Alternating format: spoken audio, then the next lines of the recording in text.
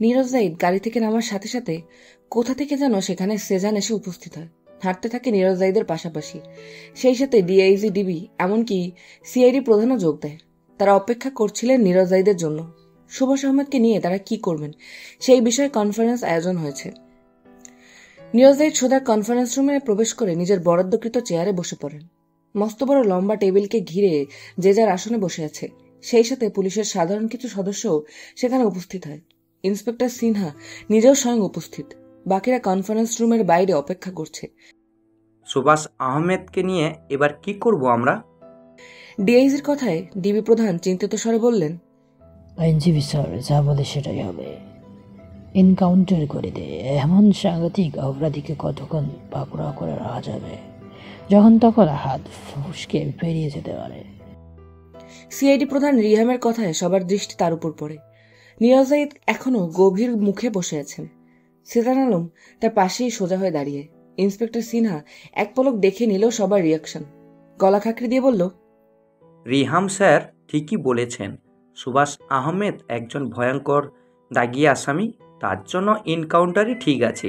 কোর্টের ঝামেলায় পড়তে গেলে দেখা যাবে কোনোভাবে পালিয়ে গিয়েছে। তার চতুরতার সাথে পেরে ওঠা মুশকিল। ডিবি অফিসার সহ সকলেই সম্মতি জানিয়ে নীরজ জাহিদের দিকে তাকায়। তারা উৎসুক দৃষ্টিতে তাকিয়ে আছে। নীরজ জাহিদ যেটা বলবে সেটাই হবে। স্যার এবার আপনি কিছু বলুন। নীরজ জাহিদ হাতে একটা পেন নিয়ে ঘোরাতে থাকেন। স্বাভাবিক স্বরে বলে ওঠেন, ফার্স্ট অফ অল, যদি সুভাষ আহমেদকে কোর্টে চালান করা হয়, তার অপরাধের সত্য দেখে হয়তো ফাঁসির রায় দেওয়া হবে, কিংবা যাবজ্জীবন। যদি যাবজ্জীবন রায় পড়ে, তবে সুভাষ আহমেদ বেঁচেও যেতে পারে। কোথায় কিভাবে কার উপর সে গুটি সাজাবে আমরা কেউই জানি না। সেকেন্ডলি, যদি ফাঁসির আদেশ দেওয়া হয়, কোনো রকম তাকে ফাঁসির মঞ্চ অবধি নিয়ে যেতে হবে আমাদের। কিছুদিন সময় লাগবে এতে। এরকম হলে আমাদের জন্য ভালোই হবে। কষ্ট করে তাকে পাহারায় রাখতে হবে না। এরপরেও আমরা চাই না বেশি দিন নিঃশ্বাস নিক সুভাষ আহমেদ। তার মতো কুখ্যাত একজন অপরাধীকে এনকাউন্টার করেই মারা উচিত, যেন স্পট ডেড হয়ে যায়। কিন্তু সবার চোখে কৌতূহল। নীরজ জাহিদ একদম ঠিক কথা বলেছেন। সুভাষ আহমেদের ছলচাতুরির সাথে পেরে ওঠা দেয়। কতবার ধরে ফেলেছিল, কিভাবে তাদের ঘোল খাইয়ে পালিয়েছে, সেটা তারা ভালোই জানেন। এনকাউন্টার করাও একটা রিজন আছে। সে যত বড়ই অপরাধী হোক, কোর্টের রায়ের উপর ভিত্তি করেই সে শাস্তি পাবে। এমন তো নয় সে জেল ছেড়ে পালিয়ে যাচ্ছে, কিংবা আমাদের কোনো সদস্যকে আঘাত করছে, যার দরুন বাধ্য হয়ে তাকে ক্রসফায়ার করে দেওয়া হয়েছে। স্বরাষ্ট্র সচিব, মন্ত্রী, ওনারা জানতে চাইলে কি বলবো আমরা? জনগণদেরই বা কি উত্তর দেব? সবার দৃষ্টি নত হয়। নীরজ জাহিদের কপালে বিন্দু ঘামের রেখা। সেজান আলম ঝুঁকে এসে সময় নিয়ে নীরদের জাহিদের কানে কিছু একটা বলে। স্বস্তির শ্বাস ফেলেন নীরদ। উজ্জ্বল হয় তার মুখশ্রী। বাকি সদস্যরাও এখনো কৌতূহলপূর্ণ দৃষ্টিতে তাকিয়ে আছে। The decision is final. Subhash Ahmed and everything with him will be killed in crossfire. এই খবর বাইরে গেলে এখনকার একজন সদস্যরও চাকরি থাকবে না। আন্ডারস্ট্যান্ড? Yes sir. সকলের চোখে মুখে খুশির ঝিলিক। তারা বাহবা দেয় সেজান আলমকে। নিশ্চয়ই এমন কোনো বুদ্ধি দিয়েছে নীরজ জাহিদকে, যার জন্য তিনি ক্রস ফায়ারের ব্যাপারে রাজি হয়ে গেলেন। ঠিক সময় সবার ফোনে মেসেজ চলে যাবে, আপনার এবার আসুন। বলেই নীরজ জাহিদ উঠে দাঁড়ায়। সকলে উঠে পড়ার জন্য উদ্যত হয়। ঠিক তখনই কনফারেন্স রুমের দরজা ঠেলে হুড়মুড় করে আবরণ প্রবেশ করে। পরনে তার 3/4 প্যান্ট, হাতাকাটা গেঞ্জি, চুলগুলো উস্কো খুস্কো, ফোলা মুখশ্রী। আবরণকে দেখে সকলেই নিজ নিজ জায়গায় দাঁড়িয়ে যায়। এত বছরে একটাবারের জন্য আবরণ জাহিদ এদিকে পা মারায়নি। কেউ কখনো এই রাস্তায় দেখেওনি ছেলেটাকে। সেই আবরণ এমন আলাভোলা পোশাকে কনফারেন্স রুমে কি করছে? সবার চক্ষু চরক গাছ। নীরজ জাহিদ নিজেও হতভম্ব। আবরণ এমন অবস্থায় এখানে কি করছে? আবরণ সবার দৃষ্টি উপেক্ষা করে দৌড়ে এসে নীরজ জাহিদের সামনের টেবিলের উপর বসে পড়ে। নীরদের এক হাত টেনে ধরে বসিয়ে দেয় সামনের চেয়ারে। গাল ফুলিয়ে বলে, তোমার জন্য একটা প্রস্তাব নিয়ে এসছে। কিসের প্রস্তাব? নীরজ জাহিদের চোখে মুখে অজস্র কৌতূহল। আব্বু, আমাকে বিয়ে দাও। কনফারেন্স রুমে ছোটখাটো একটা বিস্ফোরণ হয় যেন। নীরজ জাহিদ হতভম্ব নেত্রে তাকান ছেলের দিকে। অনেক বছর পর আবরণ তাকে আব্বু বলে সম্বোধন করছে। এর জন্য খুশিতে লাভ হবেন, নাকি ছেলের এহানো বেহায়াপনা দেখে দুগালে দুটো কষিয়ে চড় লাগিয়ে দেবেন? নীরদকে মূর্তির মতো দাঁড়িয়ে থাকতে দেখে মুখ বিরক্ত করে নেয় আবরণ। মূর্তি কালো কালো গলায় বলে, আমার কৈতরি কোনো মতে গতি বুঝতে পারছি না। যখন তখন অন্য কারোর গলায় মালা ঝুলিয়ে দিতে পারে, সাথেই শালা তো আছে। আমার গলা কাটতে যেন তৎপর। সিনিয়রকে আমার কাছে এনে দাও, ভালো হয়ে যাবো আমি। সত্যি তোমার কোনো পরিশ্রমই করতে হবে না। আবরণ, তুমি তো এখনো ছোট। বয়স কত তোমার? 23-24। আর একটু বড় হবো। আরেকটু বড় হলে কি আপনার মেয়ে দিতেন? আবরণের কথায় থতমত খেয়ে যায় রিহাম। নিজের গাম্ভীর্য ভরা ব্যক্তিত্বটাকে টিকিয়ে রেখে বাজখাই গলায় বলেন, তোমার মতো বকাটে ছেলের কাছে কোনো বাবাই তার মেয়ে দিবে? চুপ থাক বেটা। তোর মেয়েকে বিয়ে করতে চেয়েছি আমি? যে না চেহারা, ছোট বাচ্চাদের কাপড় চুরি করে সেগুলো পরে সারাদিন নতুন নতুন নাগরের সাথে ডলাডলি করে, তাকে নাকি আবরণ সাইড বিয়ে করবে। যা বাড়ি গিয়ে নিজের মেয়েকে শিক্ষা দে। এসছে আমায় কথা শোনাতে। আবরণের কথায় সবাই ঠোঁট চেপে হাসে, শুধুমাত্র নীরদ, সেজান এবং রিহাম বাদে। ইন্সপেক্টর সিনহা কিছুটা চেপে বসে রিহামের কানে বলে, স্যার, জানোই তো ওর চরিত্র সম্পর্কে, মানে ব্যবহার সম্পর্কে নিশ্চয়ই জানা আছে। শুধু শুধু নিজের পিছনে বাস কেন টানছেন? আপনারাও না? বলেই এক মুহূর্ত দাঁড়ায় না সিনহা। গটগট করে বেরিয়ে আসে কনফারেন্স রুম থেকে। রিহাম দৃষ্টি লুকিয়ে নিজেও চলে আসে। এক এক করে সকলেই কক্ষ ত্যাগ করে। নীরজ জাহিদ এবং সেজান তখনও দাঁড়িয়ে। আবরণ নীরজ জাহিদের শার্টের বোতাম খুলতে এবং লাগাতে ব্যস্ত। নীরজ জাহিদ সেদিকে তাকিয়ে ফোঁস করে শ্বাসটা নেন। ঘাড় বাঁকিয়ে সেজান আলমের দিকে তাকান। সেজান শুধু মাথা উপর নিচ তোলায়। নীরজ জাহিদ সোজা হয়ে আবরণের মাথায় হাত রাখেন, নরম কণ্ঠে বলেন, আগে বাসায় চলো, তারপরে এ নিয়ে কথা বলবো। দুপাশে মাথা নাড়ায় আবরণ, বাচ্চাদের মতো আবদার করে বসে। Never never. পরে তুমি মত বদলে ফেলবে। বলো, আজকে আমাকে বাটার টোস্টের সাথে বিয়ে দেবে? সেজানের চোখ মুখ কুচকে এসেছে, কিরমির করে তাকিয়ে আছে আবরণের দিকে।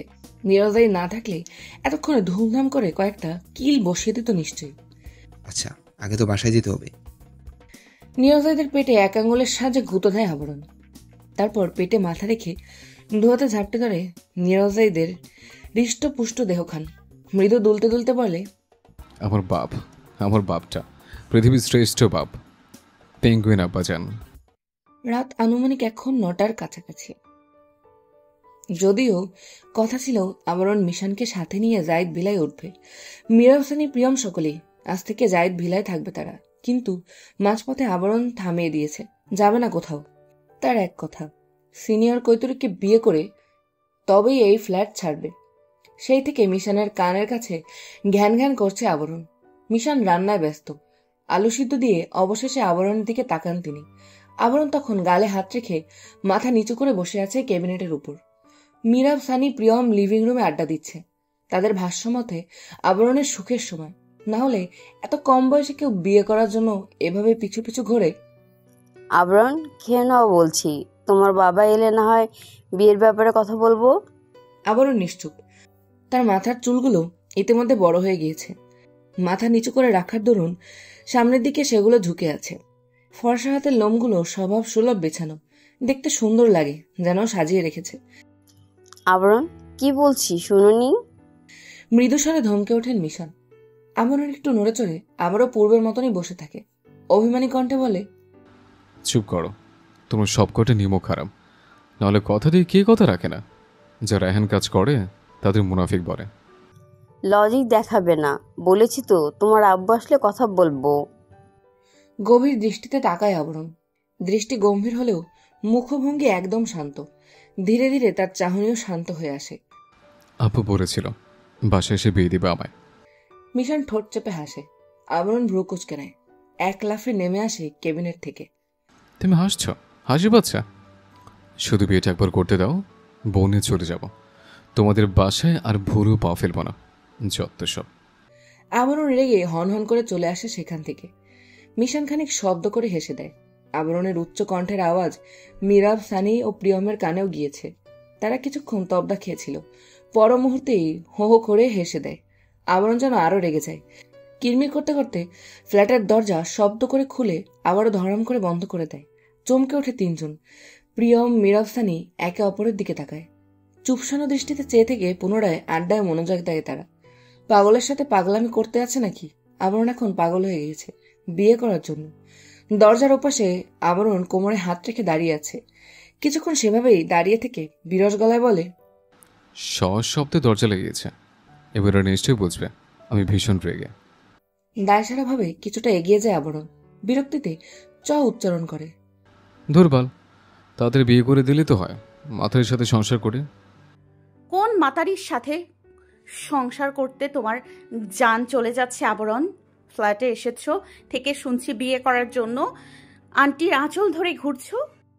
হঠাৎ শ্রেয়নার আগমনে আবরণ থতমত খেয়ে যায়। তার উপর এমন কথায় চান্দি গরম হয় তার। তবে কিছুটা কাচুমুচু করে আবরণ পরক্ষণেই বলে, বিয়ের বয়স হয়েছে, করবো না? আপনি বলতে চাচ্ছেন সারা জীবন আইবুড়ো থাকবো আমি? শ্রেয়না অবাক হওয়ার ভঙ্গিমায় বলে, সেটা আমি কখন বললাম? আবরণ দুকদম এগোয়, বিরক্তিকর কণ্ঠে বলে, তো কি বলেছেন?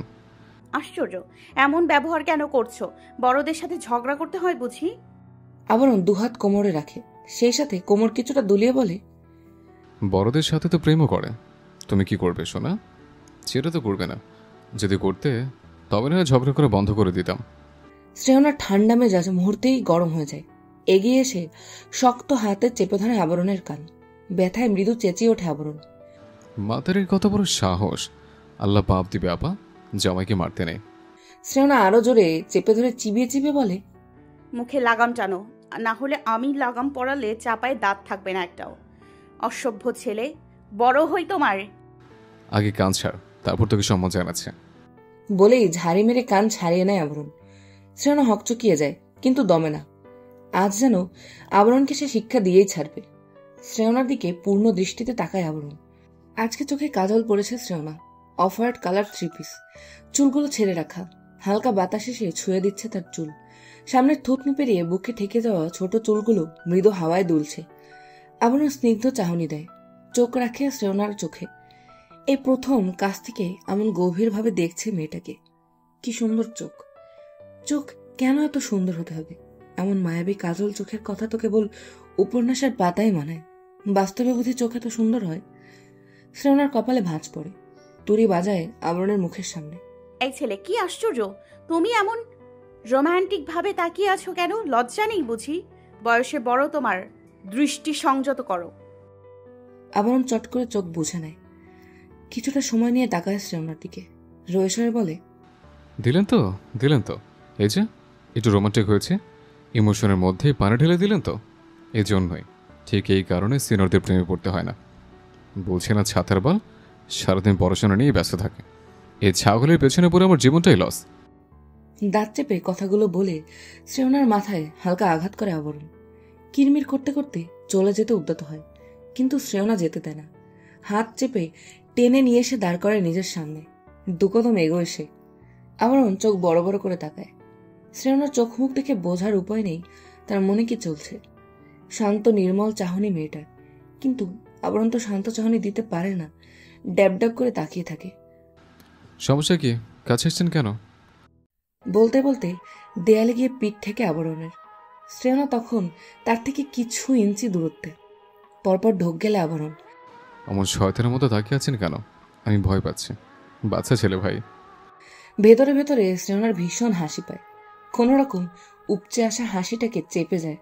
আবরণের ফেস দেখার মতো, খুবই অসহায় আর করুণ দেখাচ্ছে, যেন এক্ষুনি কেঁদে দেবে। শ্রেয়না আর একটু এগিয়ে এসে এক হাত রাখে আবরণের বুকের ঠিক বাম পাশটায়।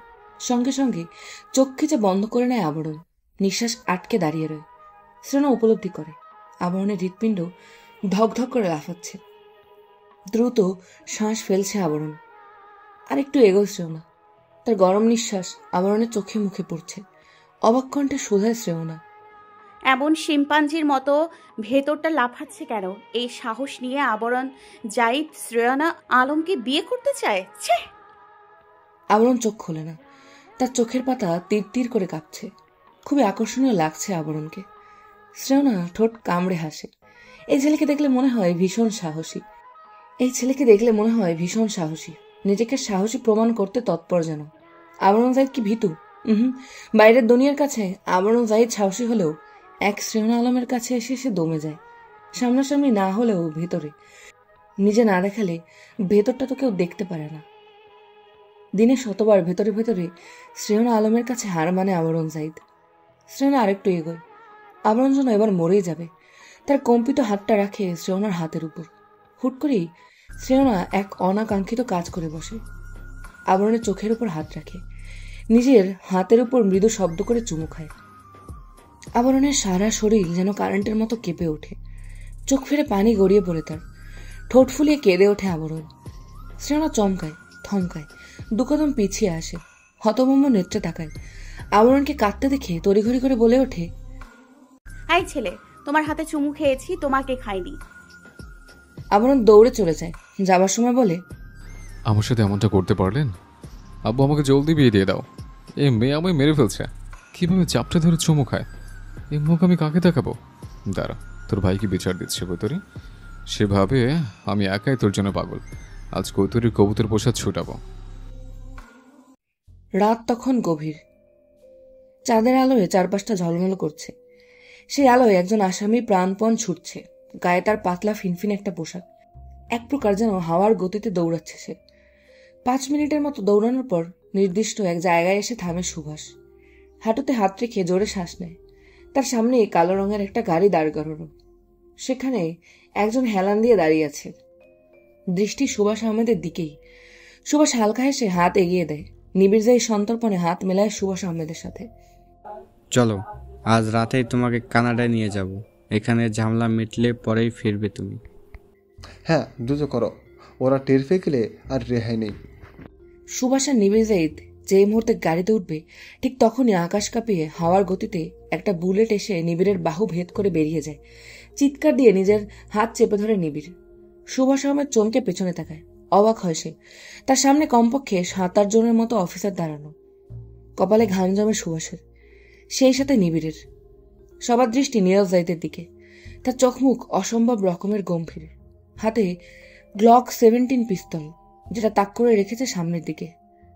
সুভাষ আহমেদ এবং নিবিড় স্তম্ভিত নেত্রে তাকিয়ে রয়। নিবিড় ঢোক গিলে কিছু বলতে চায়, কিন্তু মুখ ফুটে উচ্চারণ করতে পারে না।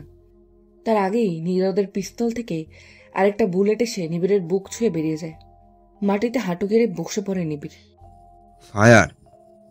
ব্যাস, এতটুকুই যেন যথেষ্ট। ঠাস ঠাস করে বুলেট এসে ঝাঁঝা করে দেয় দুজনের বক্ষ। কিছু বলার সুযোগ পায় না তারা, আর না ভাবার সুযোগ পায়। মাটিতে লুটিয়ে পড়ে নিবিড় সুভাষের দেহ। নীরজের শ্বাস ছাড়েন। কে জানে এটা কি দীর্ঘ শ্বাস ছিল, নাকি নিজ ভাইয়ের মৃত্যুর নিদারুণ বেদনা। কাল কেস ফাইল করে দিবে।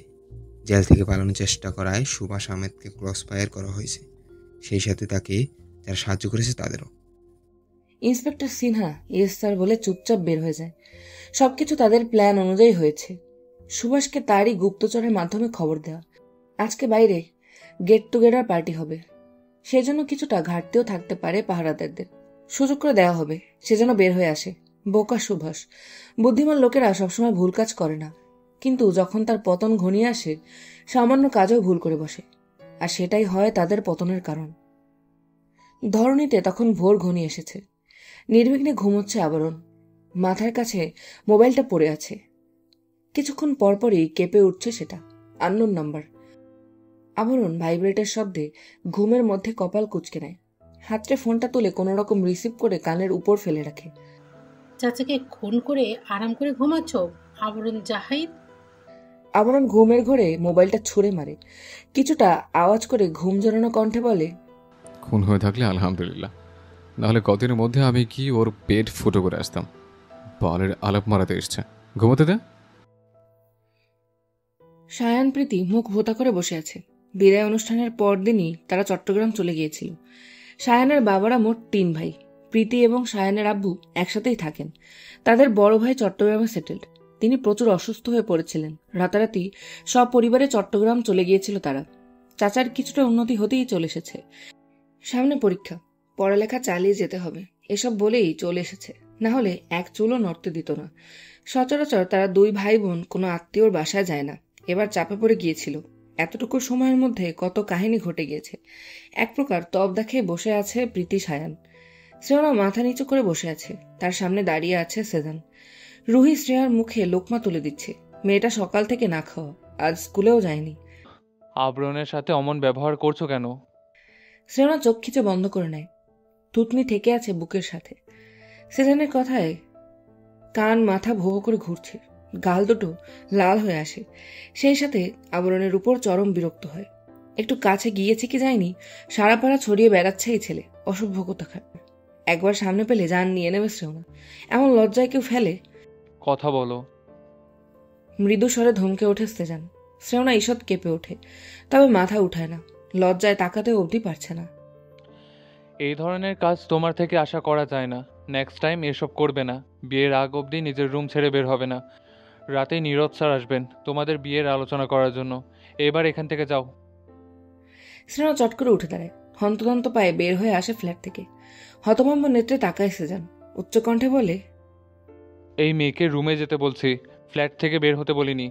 আশ্চর্য, বিয়ের আগে এসব অবস্থা। না জানি ওই ছেলের সাথে সংসার বাঁধলে কি হাল হবে এই মেয়ের। রাবিশ।